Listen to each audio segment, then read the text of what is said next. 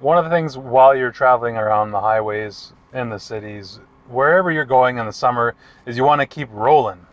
Rolling means the tires are moving, the wheels are moving, that means the vehicle's moving. And don't ever forget that every single thing you want to do in your vehicle, apart from maybe turning the radio on, if you want to turn, if you want to stop, if you want to accelerate, all of that goes through your tires.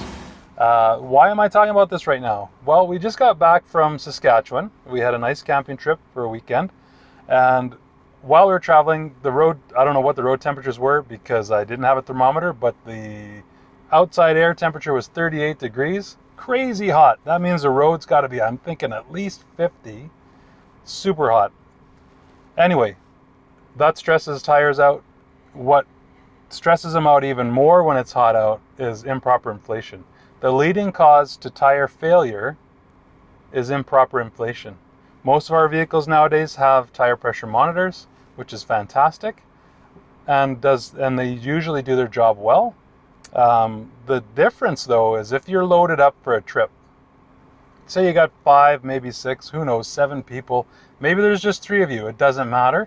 You load the vehicle and you take all your luggage and all your belongings and water bottles and all that stuff, you put it in the car. You've basically exceeded the load capacity of the car and definitely exceeded the load capacity of the tires.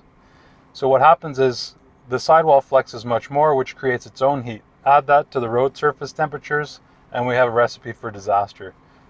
You can insult that a little bit more by having tires that are overaged and are already breaking down just because of their age. So my advice is this: at minimum, on the door, usually the driver's door frame, there's a sticker. Make sure to check your tire pressure before you hit the road. Is it set to factory specifications? If it is, perfect. If you've loaded the car like I explained earlier, I would suggest that you look at the tire. There's also a max load air pressure specification that you should take into consideration. For instance, we just got back, like I said, and our tires on our SUV, the max rating is 50 psi, whereas on the door it says 35.